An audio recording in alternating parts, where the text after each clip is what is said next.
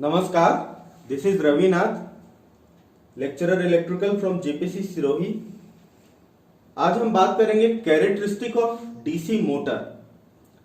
Various DC motor की characteristic की बात करेंगे। तो हम जनरली तीन टाइप के कैरेक्टरिस्टिक की बात करेंगे। पहला कैरेक्टरिस्टिक होगा बिटवीन टॉर्क। ये कौन सा टॉर्क होगा? आर्मेचर का develop torque.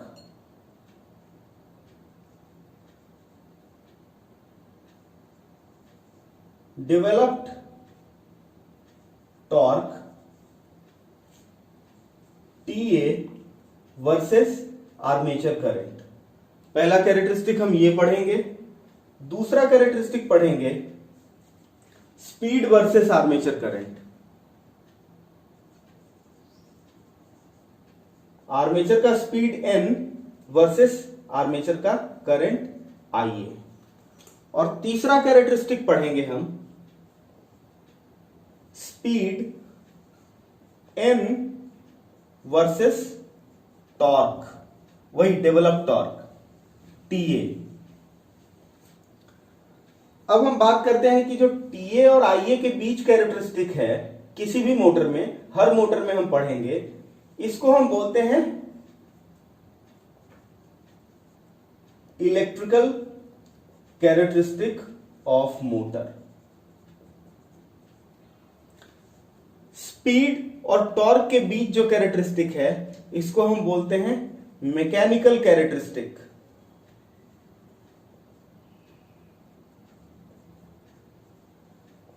Of DC motor. अब हम बात करते हैं इसकी जरूरत पड़ती है selection of motor for a particular application. Speed और आर्मेचर करंट के बीच जो कैरेक्टरिस्टिक है, जो रिलेशन है, उससे उसका एप्लीकेशन, किसी भी पर्टिकुलर एप्लीकेशन में वो कितना सुटेबल है, उसके सिलेक्शन का जजमेंट हमें इस कैरेक्टरिस्टिक से मिलता है। इसमें हम थोड़ा और बात करेंगे।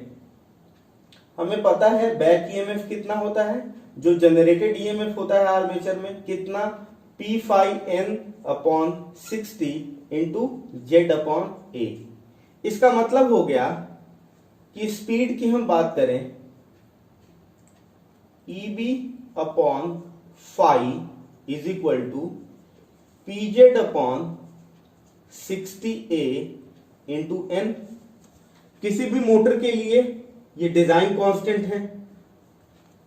Number of pole, armature conductors and parallel path in armature, number of parallel path in armature A, ये मोटर का डिजाइन कांस्टेंट है। इसका मतलब किसी भी मोटर के लिए EB upon flux per pole is equal to, this is constant, Kn। इसका मतलब हम लिख सकते हैं EB upon phi is proportional to N। तो हमने तीनों बात की। अब हम डिफरेंट मोटर के लिए ये तीनों कैरेक्टरिस्टिक पढ़ेंगे, उसकी बात करेंगे, जिसमें मैथमेटिक्स का कम से कम इस्तेमाल करेंगे और हम आसानी से कैरेक्टरिस्टिक को देखेंगे, तीनों कैरेक्टरिस्टिक। तो पहला एग्जांपल हम लेते हैं डीसी शंट मोटर का। ये डीसी शंट मोटर का डायग्राम है, इलेक्ट्रिक सर्किट डायग्राम। और पहला हम कैरेक्टरिस्टिक देखेंगे between develop torque and armature current. इसको हम पहले भी इसको बोल चुके हैं कि इसको हम इलेक्ट्रिकल कैरेक्टरिस्टिक बोलते हैं।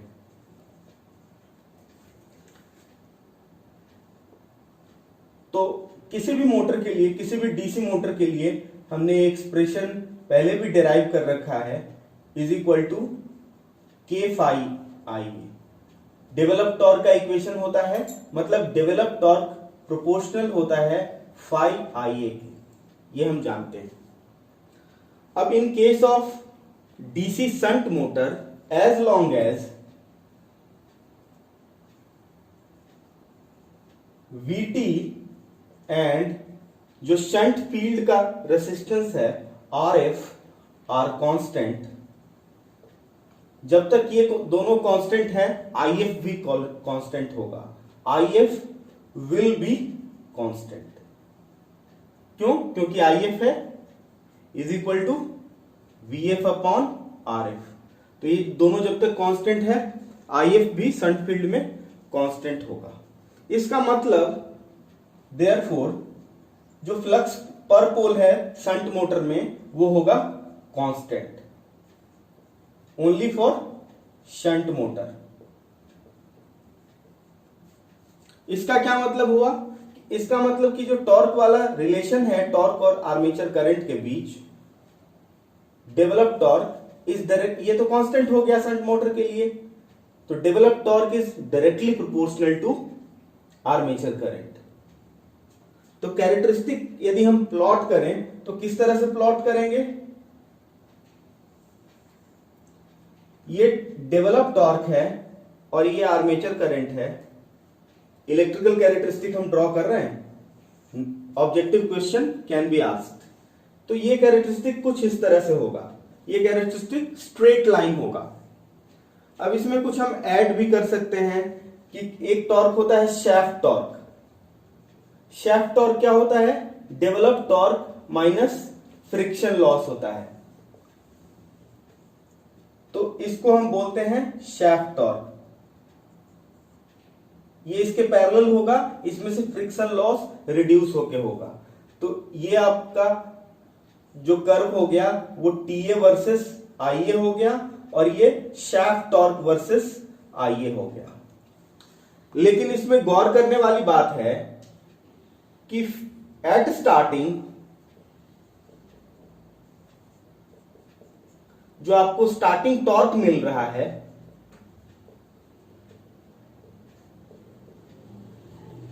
विल बी स्मॉल, क्योंकि at start current is small and torque will also be small.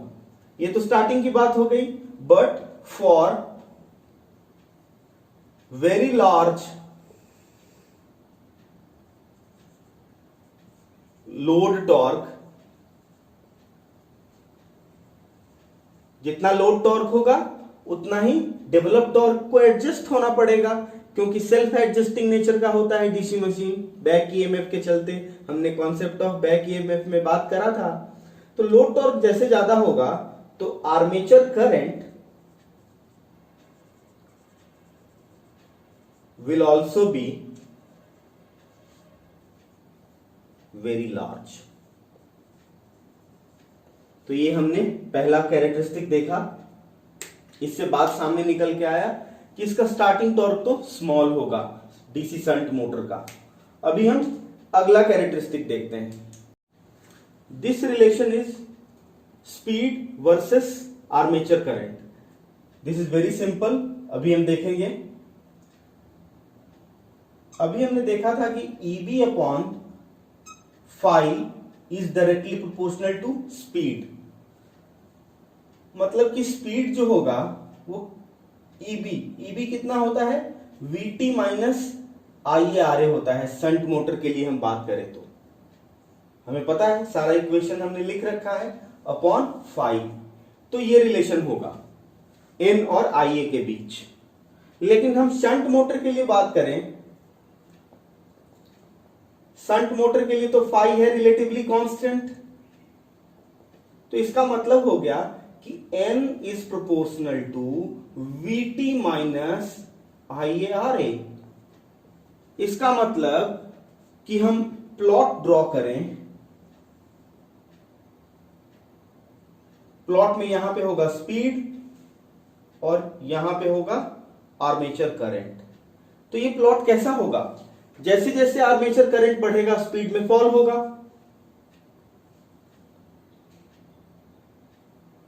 एक और बात हम कर लेते हैं कि स्पीड एट नो लोड कितना होगा। स्पीड एट नो लोड, तो नो लोड हम बात करें तो नो लोड पे आर्मेचर करंट कितना होगा? Armature current at no load will be very small. ये बहुत स्मॉल होगा और आरए पहले से ही स्मॉल होता है, 1 से कम होता है। मतलब कि हम IA नो लोड और RA को हम 0 के बराबर मान सकते हैं। मतलब कि n speed at no load, speed at no load is कितना, Vt। Vt क्या है, कांस्टेंट है, प्रोपोर्शनल टू Vt मतलब kVt। तो वो क्या है, नो लोड पे जो स्पीड होगा वो होगा कांस्टेंट। तो मान के चलते हैं कि ये स्पीड है इसका नो लोड स्पीड, किसका, डीसी मोटर का। ये नो लोड स्पीड है और जैसे जैसे हम लोड IA बढ़ाएंगे तो स्पीड हमारा कमते रहेगा। और ये जो स्पीड में फॉल है वो इक्वल नहीं बट प्रोपोर्शनल होगा, किसके, आर्मेचर करंट के, IA RA के प्रोपोर्शनल होगा। तो इस तरह का कैरेक्टरिस्टिक होगा, इतना शार्प फॉल नहीं होगा, इस तरह का कुछ होगा। और नो लोड पे स्पीड कैसा होगा, कांस्टेंट होगा। तो इसलिए इसको डीसी शंट मोटर को कई बार हम बोलते हैं कांस्टेंट स्पीड मोटर। हालांकि ये स्पीड कांस्टेंट नहीं है, as the load increases, as the armature current increases, speed is falling. तो इसको कांस्टेंट स्पीड मोटर भी बोलते हैं। और दूसरा, as the armature current increases, ये तो विजिबल है कैरेक्टरिस्टिक से ही, N वर्सेस IA।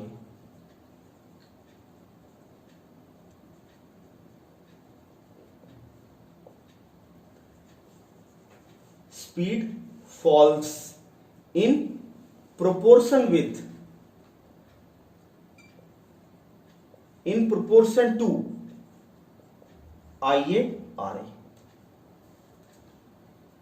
अब हम इसके तीसरे कैरेक्टरिस्टिक की बात कर लेते हैं, जो कि है इसका मैकेनिकल कैरेक्टरिस्टिक। जल्दी से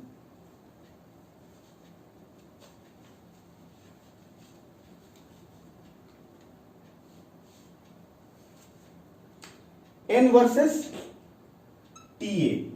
ये TA क्या है, वही टॉर्क है, develop torque.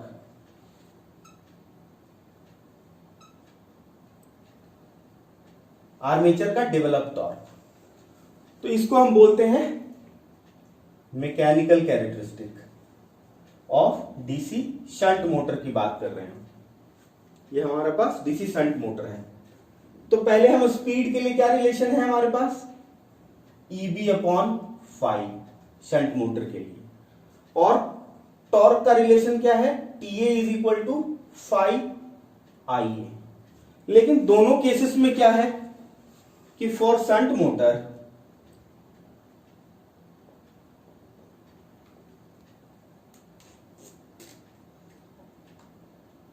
Phi is constant. तो इसका मतलब हो गया कि N प्रोपोर्शनल होगा EB के। EB कितना होता है, VT माइनस IARA। क्लियर। और इसका ये मतलब होगा, इससे पहले हम यहीं से मतलब निकाल लें कि डेवलप टॉर्क प्रोपोर्शनल किसके होगा, यहां पे K भी है, ध्यान रखने वाली बात है, अदरवाइज इसको हम प्रोपोर्शनल रखेंगे। तो जब ये कांस्टेंट है, शंट मोटर की खाली बात हो रही है, तो डेवलप टॉर्क आर्मेचर करंट के प्रोपोर्शनल होगा। इसका मतलब कि हम इक्वेशन और लिख सकते हैं, N is proportional to VT minus IA proportional किसके है, TA के। तो हम रिप्लेस कर देंगे एक कांस्टेंट K के साथ, KTA लिख देंगे, RA लिख देंगे। और रेसिस्टेंस भी तो आर्मेचर का कांस्टेंट है, मतलब इसको लिखने की कोई जरूरत नहीं है। N is proportional to VT minus KTA। इसका मतलब कि इससे पहले जो कर्व बना था उसी टाइप का कर्व होगा। कैसा कर्व होगा, यह है स्पीड और यह है TA।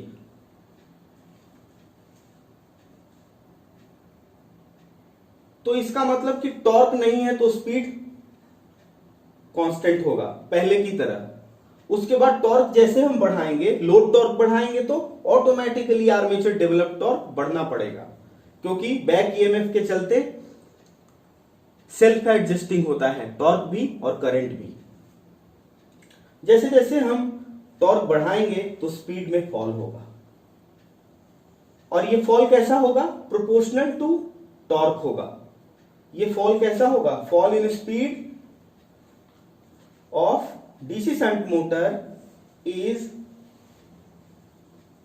proportional to, fall is proportional to torque, n is not, n का fall proportional to TA developed armature torque. तो उसका रिलेशन इस तरह से होगा। अब हम देखेंगे सीरीज मोटर के तीनों कैरेक्टरिस्टिक को। डीसी सीरीज मोटर के कैरेक्टरिस्टिक देखने से पहले हम शंट मोटर से रिलेटेड, जिसमें जनरेटर का भी क्वेश्चन है, वेरी सिंपल एक न्यूमेरिकल कर लेते हैं, जिससे हमें कंसेप्ट वाइज आसानी होगा। तो ये न्यूमेरिकल है, ये कहता है कि एक डीसी शंट जनरेटर है, ये डीसी शंट जनरेटर है, वो डिलीवर करता है 50 किलोवाट लोड को at 250 volt when running at 500 RPM. RA and RF are given in ohm. Calculate the speed of the same machine running as a motor taking 50 kilowatt input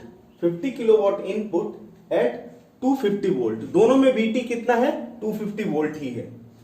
allow 0.5 volt brush drop पर brush. तो हम देखेंगे कि brush drop को लेके, brush drop को भी इसमें कंसीडर करेंगे और उसके बाद न्यूमेरिकल सॉल्व। पहले हम बात कर लेते हैं जनरेटर की। तो जनरेटर में सबसे पहले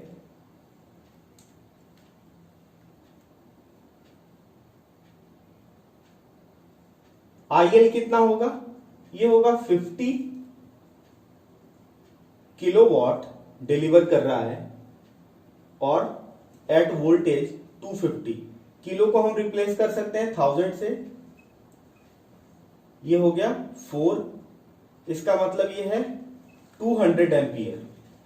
जनरेटर में IF की बात करें तो IF कितना होगा?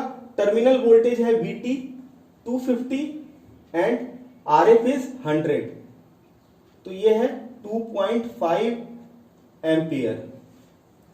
अब जनरेटर के लिए आइए, आर्मेचर करंट फॉर जनरेटर कितना होगा? IL प्लस IF कितना?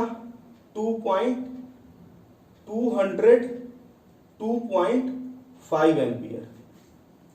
क्लियर? अब हम बात कर लेते हैं जनरेटेड वोल्टेज की। तो जनरेटेड वोल्टेज जनरेटर के केस में कितना है? VT है प्लस ड्रॉप कितना हो रहा है आर्मेचर में? IA RA हो रहा है, प्लस ब्रश में भी ड्रॉप हो रहा है। पर ब्रश कितना है? 2 ब्रश है, पर ब्रश है 0.5, तो इसको हम 1 लिख लेते हैं। अभी VT कितना है? 250 है, plus IA into RA plus 1, ये कितना हो जाता है? 250 प्लस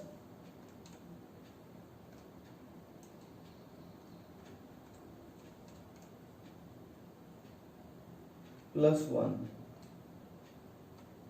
ये आ रहा है 255.05 वोल्ट। क्लियर? अब हम बात कर लेते हैं मोटर की। जब सेम मशीन मोटर की तरह रन होगा, उस केस में लोड करंट कितना होगा? IL, इसको ILG लिख लेते हैं। तो IL मोटर के केस में कितना होगा? 550 किलोवाट है अपॉन टर्मिनल वोल्टेज है 250। सेम है, डिस्टिंग्विश करने की जरूरत नहीं क्योंकि सेम लोड दिया हुआ है, तो यहां भी 200 एम्पियर आएगा। और IF चूंकि टर्मिनल वोल्टेज सेम है VT अपॉन RF, तो यहां भी 2.5 एम्पियर आएगा। मशीन भी सेम है, RF is also not going to change, RF भी चेंज नहीं होगा। अब हम बात कर लेते हैं आर्मेचर करंट की मोटर के केस में। मोटर के केस में आर्मेचर करंट क्या होता है, यहां इनवर्ट होगा। मोटर के केस में आर्मेचर करंट होता है load current minus field current. Load current कितना है 200 माइनस 2.5, ये कितना हो जाएगा 197.5 एम्पियर। तो उसी तरह से बैक ईएमएफ कितना हो जाएगा, बैक ईएमएफ होगा टर्मिनल वोल्टेज माइनस, उसमें प्लस था, मोटर में माइनस होता है, इक्वेशन लिखने आना चाहिए। IA in the case of motor, IARA, brush drop भी है इसमें, तो ब्रश ड्रॉप को भी इंक्लूड करेंगे। ये आर्मेचर ड्रॉप हो गया, ब्रश ड्रॉप प्लस, और नहीं तो पूरा माइनस करना है तो ये ऐसे माइनस करेंगे। कितना 0.5 इंटू 2 मतलब 1, ये कितना 250 माइनस 197.5 इंटू 0.02 माइनस 1, ये कितना आ जाएगा, ये आ जाएगा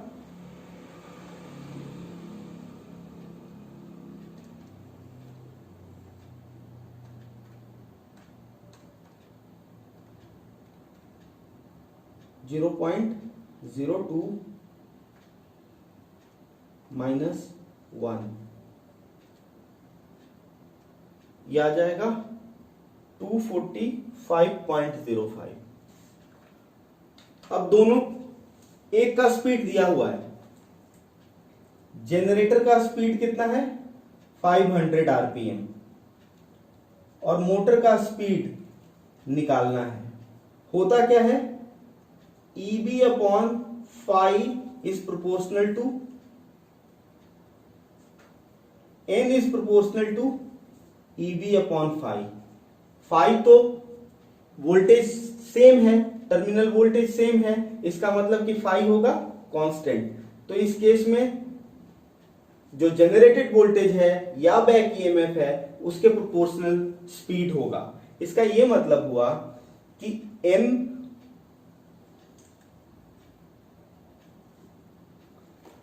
in the case of motor upon N in the case of generator will be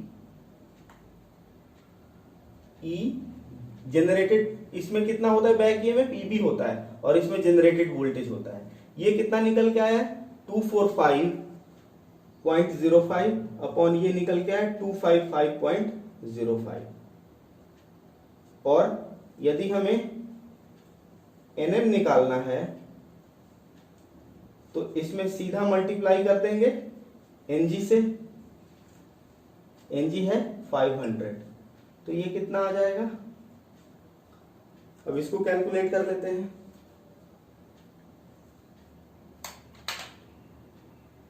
to 45.05 upon 255.05 into 500, ये स्पीड आ रहा है 480.34, ये हो जाएगा आरपीएम जब मशीन मोटर के केस में रन होगा। तो इस तरह से हम न्यूमेरिकल भी कर सकते हैं। अब हम आगे दूसरे वीडियो में बात करेंगे सीरीज मोटर के कैरेक्टरिस्टिक के बारे में और उससे जुड़े न्यूमेरिकल भी करेंगे और उसका वेरियस एप्लीकेशन की भी बातें करेंगे। धन्यवाद।